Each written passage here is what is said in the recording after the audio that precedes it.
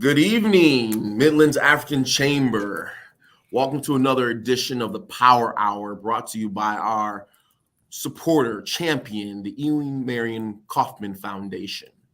We are here today with my good friend, Rahul Agarwal. And before we begin, as we always do, we're going to go over the events that the Midlands African Chamber has coming up in the very near future. First and foremost, if you have not been paying attention, the ribbon cutting for Zubani in Grand Island is scheduled for tomorrow afternoon at 4 p.m. That's something you're not going to want to miss. Strong member, and he's gonna do a ribbon cutting for his coffee, especially coffee importing, exporting. So that's something you don't want to miss. And then the very next week on Thursday, we also have another ribbon cutting for the Heartland Integration Center that's going to be here in Omaha. Another opportunity you don't want to miss. But the main thing that I want to make sure that everyone knows is coming up is the Gratitude Gala that's scheduled to be on November 5th. If you have not gotten your tickets yet, you don't want to miss this exciting, mind-provoking opportunity to show out and show the gratitude for our winners, which includes Matt Sexton from Meta, Karen Gibler from the Sarpy County Chamber, and our very own Judith Martin as a Founders Award for just what they do in our community and supporting our businesses. And so that's an opportunity. There's going to be a silent auction, and I know there's several things that you don't want to miss in a silent auction.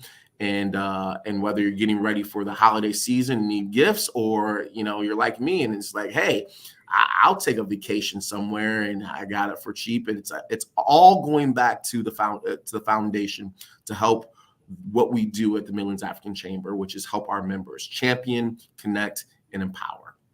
So those are coming up, as well as we have our annual meeting scheduled for November 15th at 4:45 p.m. And that's going to be at the Essential Gathering Place in North Omaha, and that's 5001 North 42nd Street. We invite all our members to come out and participate in that. In fact, we have a special speaker, which is one of our own members, which is Bridget Belsky, who's the CEO of Room for Roots. And if you don't remember, she was one of our guest speakers here at Power Hour back in, I do believe it was July or August. I think July. So again, these are opportunities you don't want to miss at all. So without any further ado, and I gotta say, this is a pleasure and opportunity to have Rahul on with us, because we're going to talk about growth and scaling in business. And so thank you so much, Rahul, for coming on to the Power Hour this evening to share your expertise. To begin, can you give us a little background about yourself? Sure. Thank you for having me, first of all. So background, I originally was an equity analyst on Wall Street, and then kind of switched over to operations management when I moved to Chicago. I'm originally from Omaha, born and raised, lived here through high school, and then left for 13 years before moving back in 2018. Currently, I'm the chief operating officer of Modus Coworking out in the Flatiron District, kind of oversee day-to-day operations and all our employees. And then I'm also the president of Midwest Urgent Care, where I oversee 2 urgent care locations and all our employees and operations there too. So you are like most entrepreneurs, doing double duty on a bunch of different things. Exactly. I like to say that the urgent cares are my day job, and then Modus is going to be my long-term job, but I'm building it out as I kind of do my day work too. Absolutely. So let's just jump in. Why did you and your brother start Modus Coworking? Sure. So we kind of figured that as entrepreneurs ourselves, starting and running a business on your own can be daunting. And without having a community to support you, we wanted to simplify members' lives by providing resources and every business needs, and having a vetted network of professionals that can assist with things like banking, accounting, insurance, legal, and marketing services. Okay. So doing kind of premium office space is pretty easy to us, but being able to build a community that actually encourages members to collaborate and support each other was kind of the ultimate goal. Okay. And when did this start? So we actually acquired the Redfield building. It used to be the old Buick dealership back in the day, so it's about a 100-year-old building. We acquired that back in 2019. And one of our passion projects is kind of revitalizing old buildings and keeping the facade intact, but kind of revitalizing the interior and rehabbing it. So we bought the building back in 2019, but started construction a month after COVID hit. So you're a COVID baby kind of business, huh?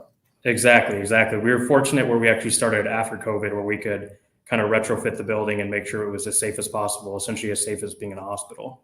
So we were fortunate in that respect. Absolutely. So when did Modus then start operation then? So Modus started just about 18 months ago, so April of 2021. And how has Modus then evolved in this last 18 months? So we actually, candidly, originally, we were meant to be a co-working space for lawyers or legal professionals. So given our building's proximity to the courthouse, we initially were saying, hey, we're going to do high-end turnkey office and meeting space for legal professionals. But as we kind of took a step back and said, hey, there's a lack of nicer office space with amenities and resources that all professionals could utilize. So we just said, hey, we're going to expand our focus to all small businesses, entrepreneurs, and kind of professionals. Okay. And then having a variety of businesses on site also allows us to utilize each other's services and significantly expand each other's professional networks. So in these last 18 months, I can only imagine that there's been some challenges that, COVID and that pandemic has created for Modus and small business in general. Correct. Yeah. So especially if you've seen like the shift in the kind of office market, I'm sure you've seen it yourself, where the pandemic resulted in a lot of corporate professionals working from home or in a hybrid model. So they were at the office limited times or days. So while working remotely, a lot of these professionals actually invested time and money into home offices. So one of the greatest challenges early on was actually convincing future members to say, hey, you can actually be more productive and successful while you interact with people in person rather than just doing via Zoom kind of at a home office. Okay. And so what made you decide that Omaha would be the location to launch Modus? Sure. So my brother and I were born and raised in Omaha. We've always been big fans of Omaha, Nebraska in general. And we were both here through high school, and we both left for over 10 years before coming back. We could have launched Modus in another city, but we've always wanted Omaha to continue to grow and attract more businesses and talent. So we believe Modus can help Omaha attract these businesses and talent and keep kind of young professionals here rather than having that brain drain. And we're just focusing on a community where people can network, collaborate, and focus on growing their businesses. And we've kind of noticed that the startup community here is kind of fragmented. So we're trying to do our part to bring it together. And what do you mean by the startup community is fragmented? So there's no real centralized resources where startup companies are kind of meeting. Where you're in Lincoln, you've got Fuse and you've got InMotion Generator. We've got these startup kind of incubators. We don't have as much of that in Omaha. Lincoln has the benefit of having UNL. So we're trying to work with the chamber, both on the public and private side, to see how we can kind of build that system. Okay. And so Modus is meeting that need then to provide that support. Am I understanding that correctly? Correct. So our biggest thing is how can we simplify our members' lives? So being an entrepreneur or a young professional is tough enough as it is. We try to simplify that by saying, hey, your day-to-day business, we can help facilitate that so you can focus on your vision and growing your business. And just for those who don't know, what kind of simplification does that? I mean, you're talking about having, small businesses in different professions. If I understood you correctly, there's accountants, attorneys, other professionals in the Modus or members of Modus. Correct. What does that look like for somebody, say, like who just wants to have their business, and let's say it's a knitting business? What services does Modus provide, or opportunities does Modus provide for that particular person? Sure. So we've got anything from even for a business like that. So most businesses need marketing and access to capital. So we've got on-site marketing companies and professionals who you can literally walk down the hall and get free advice and say, do you want to engage them to use their services? And then in general, with a big thing with startups are not having access to capital. And we've got long-term relationships with many local banks. so you can actually put people in touch. We're just kind of the free middleman and saying, hey, we'd like to introduce you to people we've already vetted. So kind of help them grow their business and not have to worry about how are they going to raise that money. So if I'm understanding this correctly, and this is what kind of touches on what the chamber is set to do, which is you connect businesses to other businesses in order so that both can grow and scale. Is that correct? Exactly. The ultimate goal is connecting people. We just provide the office space and the services, but the ultimate goal is your business should do better here than in any other space, just because of the kind of amenities, services, and network we provided you. Fantastic. Well, I mean, because a lot of businesses start off in the home, and then as they grow and scale. But I think your pitch is that you're going to be more productive where you actually have immediate access. Is that correct?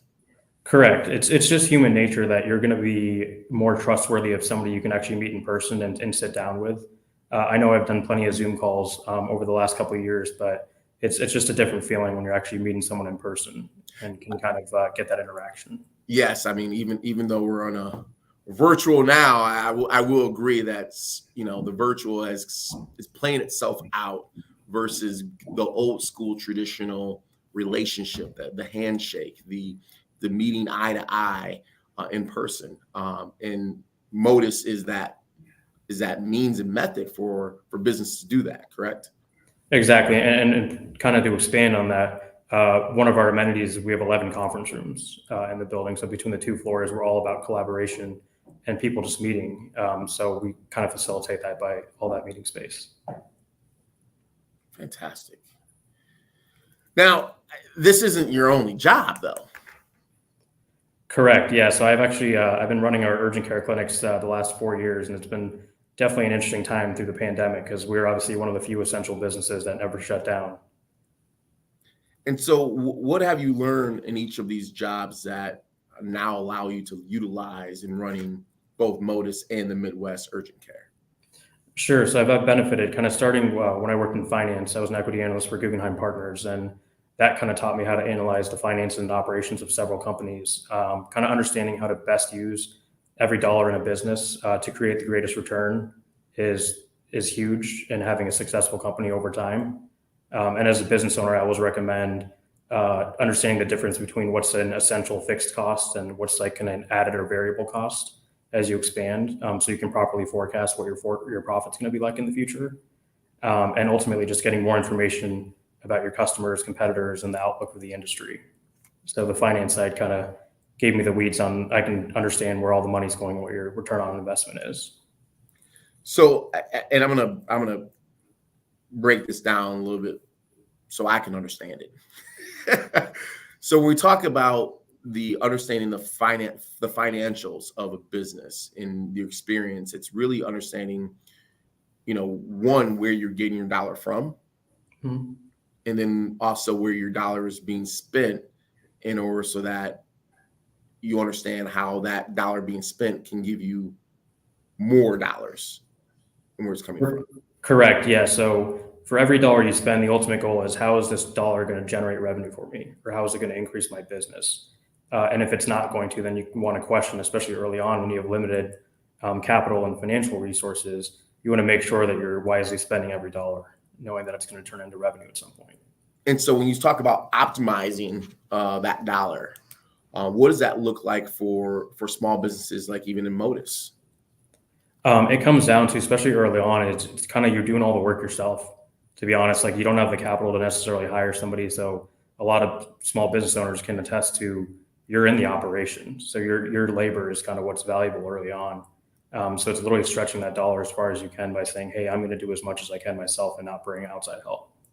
And at what point does it make sense to then bring in that outside help? Pretty much when you've kind of exhausted. I mean, time is a limited resource on your own as an entrepreneur. So once you've kind of exhausted that and you're saying that, hey, it's better suited that I can bring in an employee and manage the operation and scale from there, then it makes more sense to actually bring in your first employee. Which I think I'm going to, just dive in this part then. So what would be some best practices when first starting the business? Sure. So I'm big on customers. So regularly talking to customers about what they need and how your product or business could be better.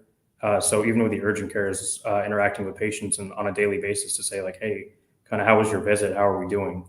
Because ultimately they're the ones buying your product. And if you don't know what they think of your product, then you're kind of running blindly. Second, I would keep expenses as low as possible to reach profitability sooner than later. So you don't have to get outside investors.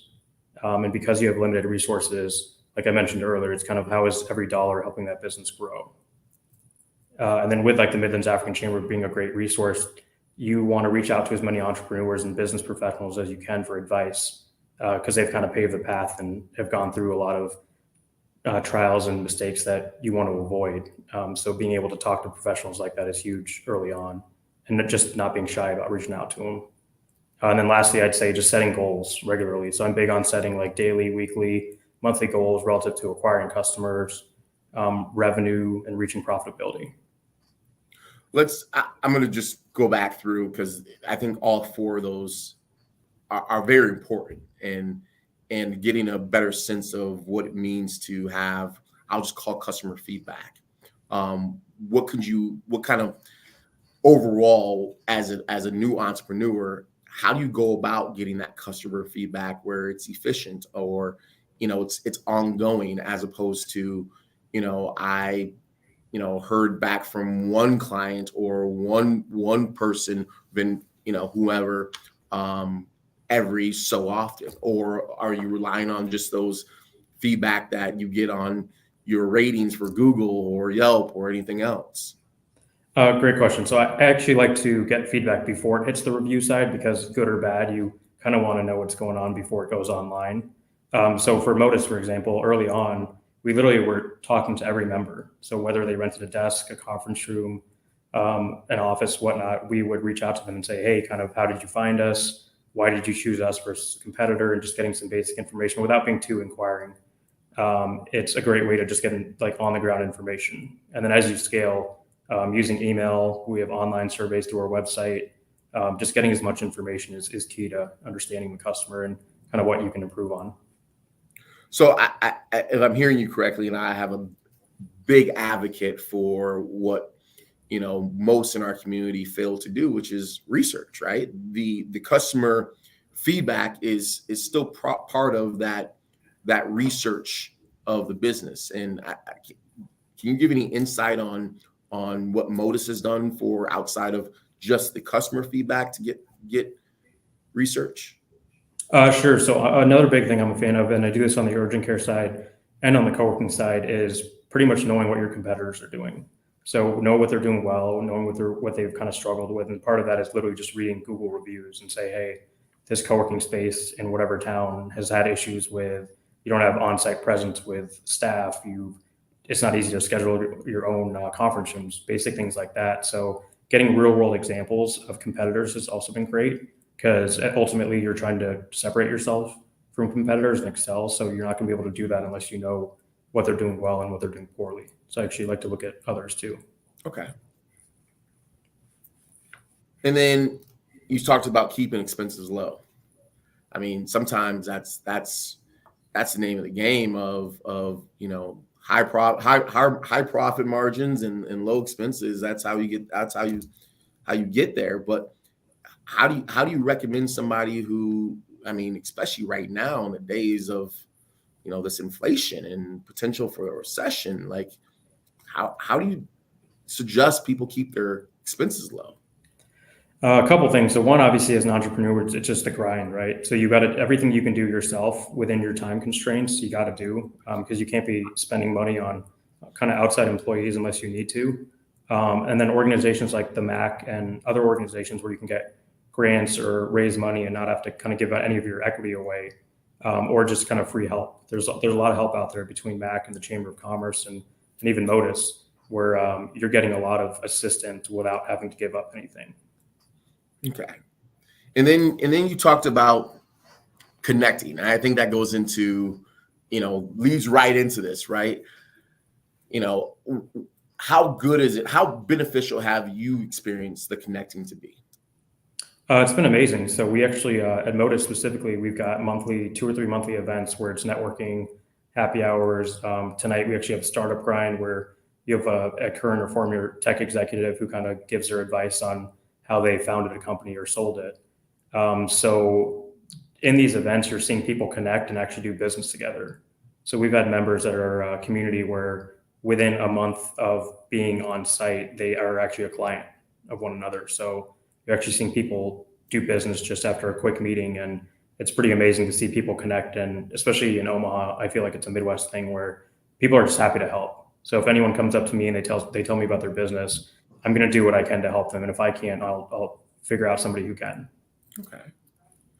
And then, and I think that goes into Modus has been a great supporter of roll call, and having the Midlands African Chamber networking event roll call be in Modus's space. And have you seen the your members of Modus participate in roll call and grow business in that area? Definitely, yeah. And we've loved having roll call at Modus, and it's just a great way to get people to network and interact that normally wouldn't. So a lot of our members, if Mac hadn't been such a great partner, a lot of them wouldn't be aware of kind of all the like pitch black competition and roll call, kind of all the services and events you guys have. So it's a great way for people to connect where they normally wouldn't have that opportunity to, and they're definitely using it to help their businesses. Fantastic. And then last but not least, and I think you know, we both share the same affinity for setting goals, right? And can you give any advice on setting realistic goals? I mean, a lot of people have goals. A lot of people will throw the goals out there, but how do you make those goals realistic? Ultimately, I like to start short term and say first, initially, just it's going to be daunting if you say, hey, I'm going to reach profitability in 3, 4, 5, 6 months. I like to start daily and just say, hey, what am I going to get done today? Like, what is my goal? Because it's a lot more manageable.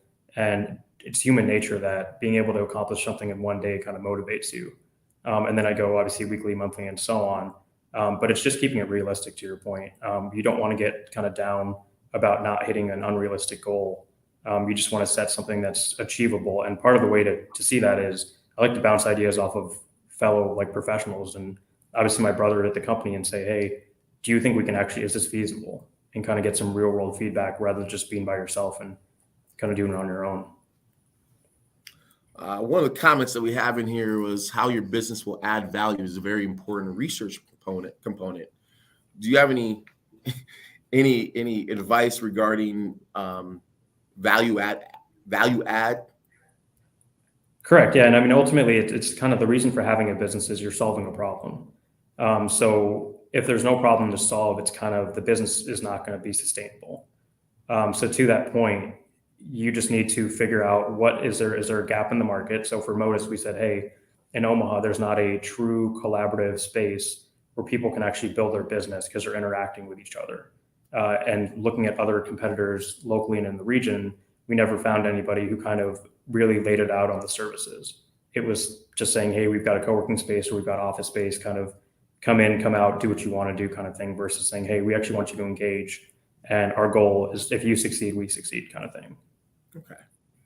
And so from customer feedback, keeping expenses low, connecting with other professionals, and then setting goals, those would be your 4 main criteria for best practices. Is that correct? Correct. Okay. And so how does an entrepreneur then know if their business idea has any potential? So it kind of goes back to the idea should be solving an identifiable problem. If you can't actually say that this product or this service is going to be able to solve a real world issue, then the idea is not going to potentially have legs. And part of the reason you do, or way that you do that is surveying potential customers. So before we even started Modus, and on the legal side, my brother is in touch with the Omaha Bar Association. And he was just reaching out as a fellow attorney and said, hey, is this something that's needed in Omaha? So before you even start the company, you say, is this something that's in demand? So you talk to as many people as you can. And even as we expanded to other small business and professionals, we were talking to hundreds of people and saying, is this something that you would actually utilize or buy into? So a big thing is surveying potential customers and ultimately it's determining if your business can scale.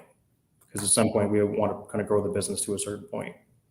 So the difference between running one of those at home mom and pop, and not to knock them, but there's a difference between that mentality versus a business that you're creating to grow and scale.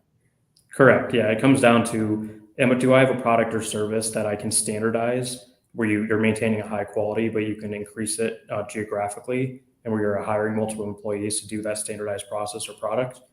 So to your point, there's a difference between kind of having a product that you can live off of versus building a company that creates jobs and actually scales. Okay. And then you spoke, this goes back, like Modus has evolved, right? The idea of Modus actually just started off with being for lawyers. Correct. Yeah. And that goes back to kind of listening to the customer and saying, hey, there's actually a bigger need out there. It's not just legal professionals. Everyone kind of needs assistance and needs amenities and nicer office space and access to these networks. So it just kind of evolved over the 18 months. And even recently, we started a lounge membership access. So it's $150 a month. And the goal is to say, hey, you've got a lot of people who go to coffee shops. They just want access to a quiet place, good coffee, snacks, and just kind of a nice place to work out of. So we just launched that about a month ago. So the goal is to say, hey, customers want a more laid back space during the day. Even if you have your own office, it's always nice to just kick your feet up on a table and just sit on a couch and do some work. So we kind of heard back feedback from customers on that and evolved from that. So Modus isn't a set in stone type of organization, and you're constantly evolving. Correct. Yeah, I'm always a fan of both on the urgent care side and on Modus, that if you find something that could be better and kind of make the customer happier and there's greater longevity in that relationship, then I'm all for it. The main thing as a business owner is to not kind of get stuck in your ways and actually evolve when you can. And so speaking of cost, one of the questions that just came in are, where are the costs associated with using Modus co-working facilities and resources for a brand new business that's trying to start off the ground? Sure. So, and that's kind of why we started with the lounge membership. So it starts with like the $150 a month, gets you Monday to Friday access. You've got the Wi-Fi, kind of everything you would normally. And then it goes $250 to $300 for a desk, where you have 24/7 access, and then offices and so on. So the nice thing is there's the flexibility where normally if you were renting an office, you'd have to rent it, do a 2, 3, 4-year lease right away. So you've got to plan ahead of time and say, hey, I'm going to have 10 employees in 2 years. Versus with our model, you can do month to month and start with a desk and say, I'm going to hire somebody. We can get them a desk within an hour, like very quickly. So if you need to scale to an office and whatnot, that can be done quickly, but you're not wasting capital early on because you can go bare bones and just start and kind of go with your own pace. So these are monthly memberships and not necessarily a weekly or daily or. Correct. So we've kind of brought in the model down from a 12-month or longer membership to allow month-to-month memberships. We do have day options. So we have day passes, $20 a day. Conference rooms are $10 to $30 an hour, depending on the conference room. So there's flexibility. So even if you're just wanting to try it out, we've got day passes for people to try out. But ultimately, with the pandemic, there's been a lot of uncertainty on how long somebody wants to work in an office or whether that's the right thing for them. So doing the month-to-month has brought people back on board as they've been a little skittish or anxious about coming back into the office. And one of the questions that just came in was, do you have to be a member to rent a conference room? You do not. So anybody in the public can rent a conference room. So through our website, it's actually self-service. And we have an iPhone and Google app where you can just download it, and it's super easy. It probably takes a couple minutes to book a conference room. But yeah, anybody in the public can book it. So speaking of technology, at what point in time did Modus, you rolled out in 2021, last year, 18 months ago? Did your website and the infrastructure for the technology roll out at the same time? So it was actually a process. So the website rolled out right when we launched. We've changed it over time, kind of made it more user friendly. When we initially had that attorney tilt, it was kind of darker colors, your whole kind of black and gold and very regal and whatnot. But now we've kind of lightened it up and said, hey, this is kind of for everybody. So even though it's nicer office space, it's affordable and everyone can kind of enjoy it. And then the iOS app and that stuff, we actually changed software, which kind of gives you an idea of how we evolve. Is we found better co-working software that was more user-friendly, actually had a dedicated mobile app. So we switched over to that earlier this year. So about halfway through, we switched it and migrated everything over. Because the ultimate goal is, it's kind of like I liken it to, if I'm going to a restaurant, I'm more likely to go to a restaurant that has open table. So I don't have to talk to a person on the phone necessarily. Whereas if I can do everything myself, I'm all for it. And it's not that I don't enjoy talking to people, but just from an ease of use, I'm all about saying, hey, if I can do this on the phone and I don't need to interact with a live person, then I'll do it. Yeah, I mean, you kind of spoke into the sense of the Amazon days. Like if I can just point, click, and ship, and not have to talk to anybody, like because it's time, right? It's having to explain and having to go through that process where if you know what you want, you can go out and just get it. And you made that accessible with Modus. So kudos. Appreciate that. And exactly to that point, we've actually made it to the point where you can sign a lease for a desk or an office by yourself online. So the point is to kind of streamline and do self-service as much as possible, because we don't want someone to have a delay in accessing a resource just because they're trying to get a live person on the phone. So the next question I have for you then is, when should you start considering taking outside investors? So as you're thinking about the company scaling, our goal is to hold off on bringing outside investors as long as possible. So kind of bootstrap as much as you can, because when you do need to raise money, you want to have as much equity as possible and as much ownership as possible. So I personally, and the other thing is there's kind of there's more scrutiny on you, obviously, when you have outside investors. So it's a lot of risk, and it's more just a lot of pressure on yourself. So I always recommend, like, hey, if you don't need to raise money, just kind of hold off as long as you can. It's mainly when you need to scale or you're at a point where you need the capital. So, I mean, for those who are starting out and saying, hey, I have this great service or good that I need to make, but I'm living on either paycheck to paycheck, what would be your response to even how to raise that initial capital to just even get the business up and started? I'm almost a fan of tapping into kind of family and friends initially, or somebody in that industry. So if you're starting a restaurant, somebody else who's familiar with that industry to say, hey, I've got the product and kind of the operational knowledge, but you've kind of got the capital. Let's partner on this together. Like, we both can help each other out, but it's more having a strategic partnership. But I'm more just from a trust basis and reliability. It's family and friends are always kind of my go-to initially. And so, how would you structure that then for family and friends? Are they initial investors, or is this like do you do it on a loan basis? Preference would be on a loan basis, obviously, because debt is less expensive over time versus giving up equity. But it kind of depends on the needs of the business and where you are financially to say, hey, can this business actually have debt or hold debt for a certain amount of time before we are generating profit? So it just kind of depends business to business. Right. So let's break this down for somebody like me, the difference between, the cost of that debt, right? So if somebody gets a loan, you're saying that potentially could be less expensive. Can you elaborate on that? Correct. Yeah. So it comes down to if the business can generate enough revenue to pay off that debt at some point, that would be preferable in my mind to giving up 20, 25, 30% equity. Because as your business grows, that equity is going to be much more valuable in the near and long-term future. So it comes down to just what are the economics of the business? Is it generating enough cash where it can actually pay like a 6, 7, 8% return to a private investor? So it just kind of comes down to what the cash flow is on that business.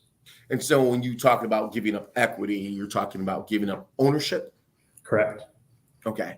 And that ownership, you're saying, is if I can, for the $10,000 that I invest as a loan, as opposed to an owner, that ownership down the line could be worth a lot more in that 10% versus what you would pay back in that as a loan.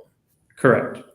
But if you do go down the route of giving up equity, it's always good to have a strategic investor who can provide guidance and whatnot, rather than just someone saying, hey, here's kind of $10,000 versus providing more than that.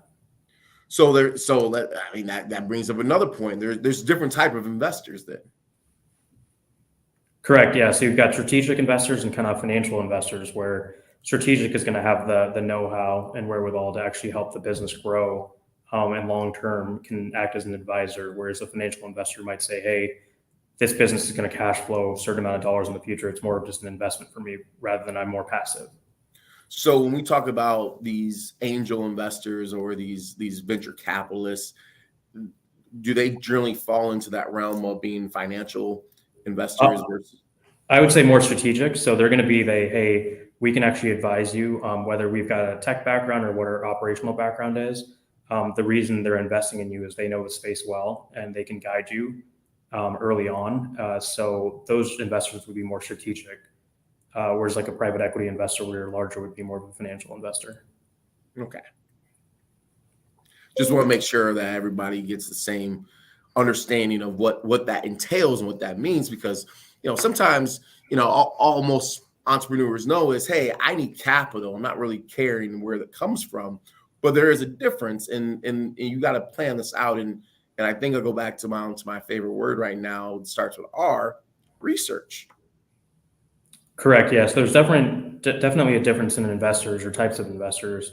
In my mind, you can't really even quantify the amount a strategic investor, like what they're valued at, because even if they say, hey, 10,000 for 10%, their guidance alone is kind of you can't put a price on it, because ultimately they're the ones you're going to go to in the tough times and kind of when you're deciding, how can I grow this business? How can I scale?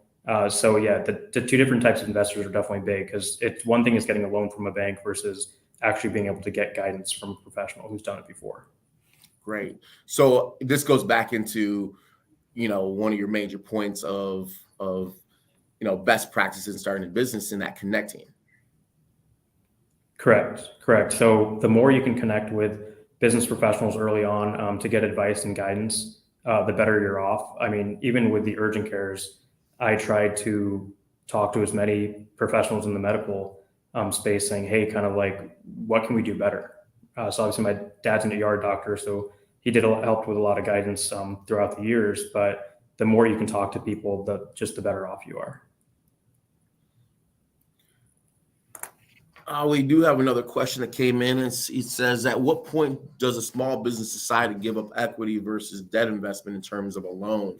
I think we somewhat touched on that, but if you want to elaborate a little bit more. Sure. So, I mean, I would go back to, for me at least personally, what comes down to, if my business is generating enough revenue that I can withstand holding debt, I would do that first to kind of keep that equity long term, because I would only want to raise equity if I'm doing it. It's kind of putting fuel on the fire, right? Like, you've already got the business is already churning along, it's doing well, you're trying to scale it. But if a significant amount of capital can help you scale quickly, that's kind of where I would switch to equity. So I'm more a fan of using debt as long as possible, and then when you need that extra fuel on the fire, then I like to raise equity with a larger raise. And that's assuming that you can get a loan. Correct. So that's obviously the difficulty as a small business owner or entrepreneur, is that where do you get that initial capital from? And that comes back to using some of these services, and Mac being a great example itself. And for example, the pitch black competition, you see all these kind of entrants and small businesses that have great ideas, and having help and getting $5,000-$10,000 is huge early on. So there's a lot of competitions and grants out there like that. But as somebody once said in a power hour, the pitch black is not the norm, right? And so it still comes back down to being a good steward of your personal, so you can qualify for that business loan. Correct. And it comes down to, I've always advised people kind of from my finance days, is you kind of have to have your ducks in a row at home, where you're being able to save and actually be financially well off enough to start a business. Because ultimately, if you're having trouble on the personal side, it's going to be difficult to do the business side, because you've got to be very disciplined on the personal financial side before you can actually branch off and start a business. Okay. And so one of the last questions I have is, what are some local resources you recommend people utilizing when looking to start or grow a business? So one of them is definitely, like I mentioned, the Mac is a great resource. From networking, from getting connected to potential investors, the pitch black competition. I mentioned the Chamber of Commerce has been fantastic. Jesse over there in development, they're just great on being able to connect businesses and provide a network for you to interact with other professionals. And then otherwise, it's just literally reaching out to these entrepreneurship groups. For example, so Startup Grind is a national kind of entrepreneurship group with a Nebraska chapter. And actually upstairs in our co-working space, they're having a Startup Grind Thursday where they literally have a tech executive, current or former executive, who has sold like a multi-million-dollar company and is talking to just local professionals. So just kind of basic groups like that are everywhere. And it's just kind of having resources like MAC and the Chamber and Modus to kind of point you in the right direction. Okay. And so I want to actually share this. This is your website, correct? Correct. And on this, you have, just for so people can have a better understanding of what makes you special and differentiates Modus from your competitors. Sure. And then I saw there was a question earlier that was kind of what makes you different than Regis. So Yep. to that point, so a lot of other spaces, and like Regis is more of an office space where you can just rent offices versus there's not really a kind of networking component or the kind of collaboration and building a community. So for example, we regularly have events like we have Lunch and Learn every month where we have a professional in their industry actually go through kind of what they do. Recently, we had a work-life balance from a therapist who was saying, hey, how can you avoid burnout at work? So we'll have regular events like that, happy hours every Tuesday, free co-working days. It's building that sense of camaraderie and community that kind of separates us. And then the big thing and going forward is providing services. So if there's a service that we don't have on site to provide, we'll connect you with a professional who can do it. So we don't want anything from it, no money. It's just purely, hey, we've worked with these professionals for years. A big part of the anxiety of a small business owner is, who do you trust, right? If I need a lawyer, if I need an accountant, kind of need somebody marketing, like who can I trust? We've already done that homework for people because we've worked with them for years. So we're saying, hey, our network is your network. So that's kind of a way how we differentiate Modus with other co-working spaces. I mean, this alone, as I go back into my employment law days of having a room for mothers, that's not even the norm for a lot of companies in buildings that are out there. That's huge in of itself to say, and I guess my question is, did this come about because you researched and found that members were looking for office spaces where you are catering to those mothers or that need that private room? It definitely came up in the research, and ultimately the way we look at it is it goes back to simplifying someone's life. If someone's a single mom, hardworking parent, kind of whatever the case is, there's certain kind of amenities you need to succeed, and you don't want to have to worry about doing one thing or the other, whether it's related to taking care of a family. And at future locations, we hope to have partners with childcare companies too, so you can actually kind of have a childcare on site as we expand. But to your point, just doing research, the goal is what obstacles have young professionals had in being able to work in a space like this. And one of them, to your point, was having a mother's room and just being able to step away. So if somebody was interested in taking a tour, they would just come to your website, correct?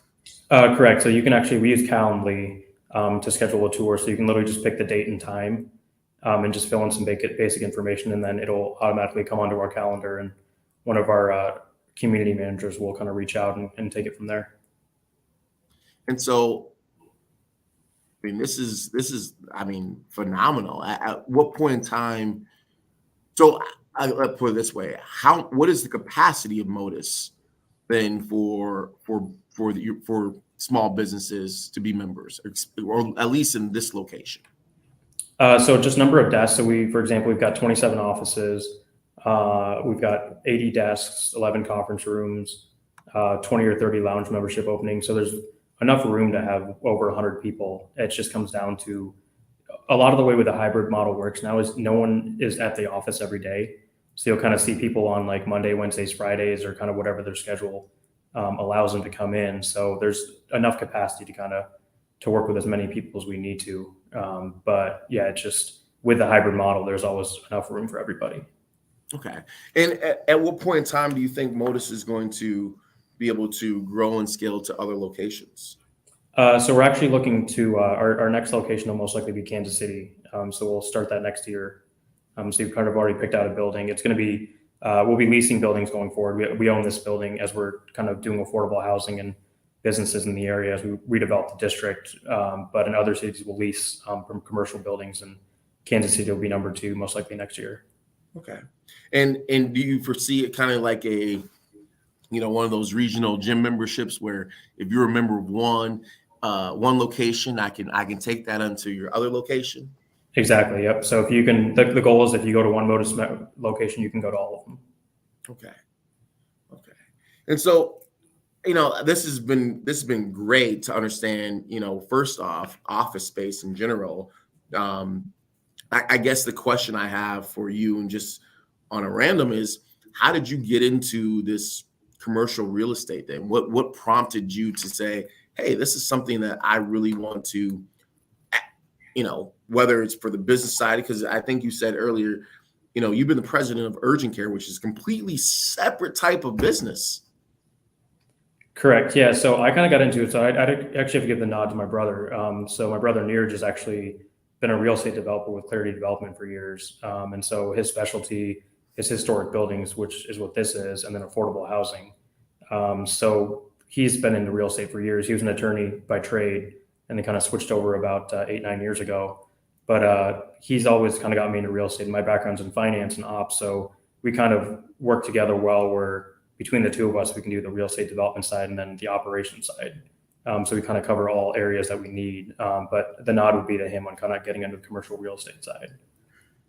Okay. And so now you're in the commercial real estate, and you, as you indicated, you bought this building.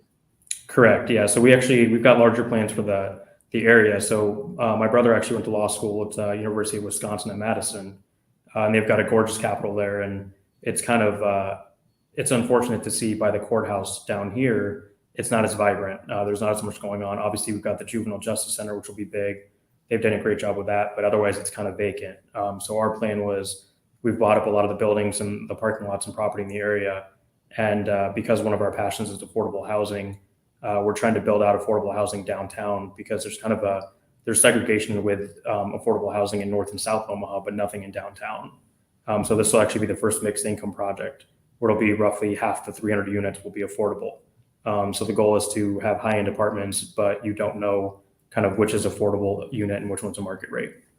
So it's all mixed.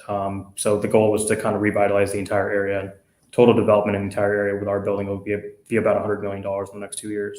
Oh, wow. Wow. So now you're not only revitalizing for small businesses to be in the downtown area and have access to office space that normally in that area alone would be, quite substantial. And on top of it, a lease of a long term, and in my experience, is personal guarantees. Now you're also bringing in affordable housing.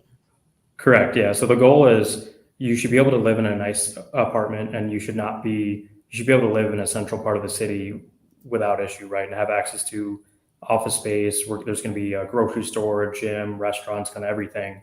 Because the goal is saying, hey, you should be able to kind of live in any part of the city, regardless of your means. So the goal in general is to kind of expand affordable housing around the city and state. Nice. And so if somebody wants to get into commercial development, well, I mean, you're not into your brother, but obviously, your brother only had half of this. You got to come in with the financials. And so what would your advice be to somebody who's interested in commercial real estate? It goes back to just talking to professionals. So my brother himself, to be honest, he has 3 or 4 people that he's mentoring now, that he's saying he's happy to teach them the ropes on development, because one of our big things is being kind of one of the few minority developers in town. Is there's a lot of minorities that are interested in real estate development, but they just don't have the access to it, right? There's a couple of groups like Spark out there, and now what my brother's doing is we're happy to help mentor and kind of teach what we know. because at the end of the day, it just comes down to learning from somebody. So even myself, as I get into development, it's just learning as much as you can. So it comes down to reaching out to real estate professionals like ourselves and just asking if you can learn and kind of spend some time.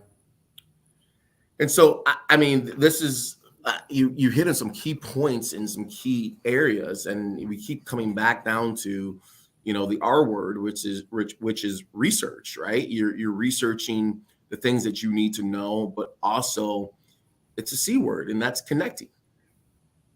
Correct. It all comes down to, and it's tough because it's and even me being a person who's shy about reaching out to professionals and say, hey, can you mentor me, or can I just kind of shadow you for a day? It comes down to saying, hey, you're the expert. You've already done this. My biggest thing is you will learn the most from people versus you can read as many textbooks as you want. You can study up about development, about real estate, but you're going to learn the most like on the ground and talking to people. So the more people you can connect with, someone's going to be happy to help you. I recall when my sister graduated undergrad in Cal Poly, their motto was learn by doing. And so it kind of brings up the point of, you can have a great idea, but unless you have some sort of connection and some sort of, help, you're going to struggle to get where you need to go, if I understand you correctly. Exactly. So just kind of doing as much as you can in the industry and just learning the ropes on the day-to-day, kind of what goes on. You're not going to know, one, if you're really interested in it long term. But to your point, you learn as much as you can by just doing the actual work. Because the whole theoretical side is great, but actually practicing it is what matters. Yeah, I can attest to that as being an attorney. But so I guess, we only got a couple minutes left, but I want to touch on some of the businesses that are members of Modus now and what kind of connections somebody out there may have if they join Modus today. Sure. For example, so just starting kind of on our main floor, the third floor, we've got a marketing company. We've got True Purpose Ministries, so they're a nonprofit that does affordable housing. So we're actually partnering with them across the state and then at some point across the region and country to do affordable housing. So you've got developers, marketing professionals, accountants, lawyers, pretty much everything you can think across the board, video production. So and we're going to have a larger tech company take over all our 4 large offices soon, kind of a payment processing company. So it kind of runs the gamut of types of companies that are out there. And then even if there's not a current company there, if you just stop by our networking happy hours, second Thursday every month, you'll meet a ton of people that can help in one way or another if we can't ourselves. And so for this networking on you said the second Thursday every month? Correct. Do you have to be a member? No. So it's open to the public, and that's actually our free co-working day. So anyone in the public can check out the space and use it for free that day. And then at the end of the day, 4 to 6 p.m., there's kind of a network happy hour. There's a DJ, and then got some food and drinks, and kind of people just kind of interact with each other and hang out. And it's just a great way to get a good day of work in for free at the space, and then have a nice networking hour at the end. So what you're telling me is not only does Modus have the ability to connect, but you also have the ability to have a good time. That's the goal, right? We all want to do well in work, but you definitely want to let back when you can at some point. All right. Well, and then we're almost out of time. We do have one more question that popped up. It says, how can someone who is passionate, I did hide that. How can someone who is passionate about commercial residential real estate investments can benefit from Modus, and what resources are available in that sense? So I would say just reach out to us. So to my brother and myself. So my brother being a real estate developer, and then I got my commercial real estate broker's license about 4 years ago. So we're both happy to help kind of teach and mentor ourselves, or put you in touch with somebody who can help you.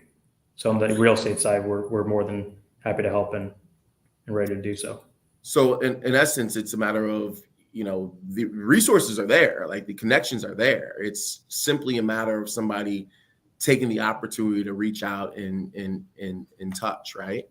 Exactly. Yeah. So we're always happy to help, and never be shy. Just kind of stop by, shoot us an email, or whatever we can do to help. We're happy to.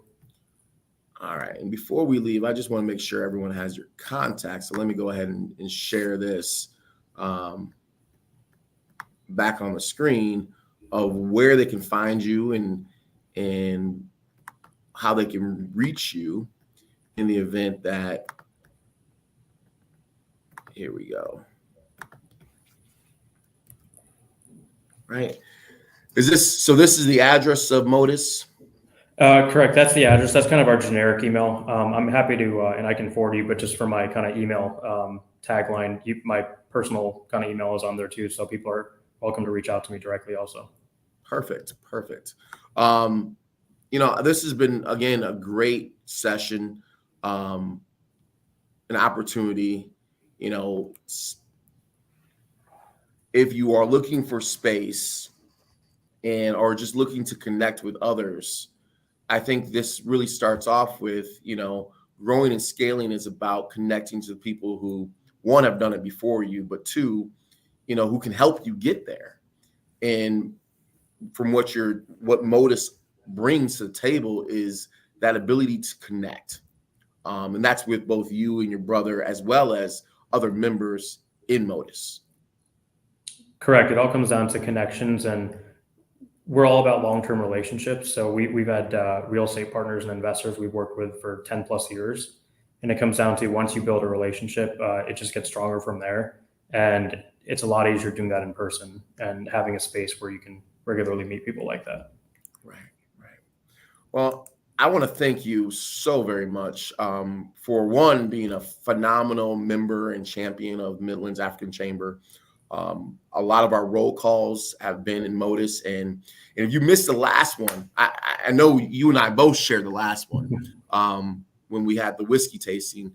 Those are types of connections and experiences that you don't want to miss moving forward, as both a entrepreneur and as just somebody who's building relationships. Completely agree. Yeah, in-person interaction it's tough to beat. And so the other part before we leave is second Thursdays every month. Anybody can roll down to Modus and work in the space. Correct. We're all about giving the opportunity for people to try it out. And then thereafter, happy hour. Yep.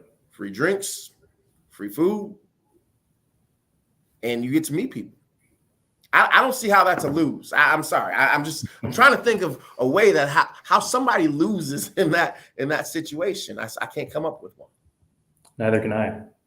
But so that, right here now, there's no excuses for not being able to connect, not being able to meet and grow and scale when the resources are here for you. One, starting with Modus, two, the Midlands African Chamber, and then three, doing the research, and then finding out how you can just do the work.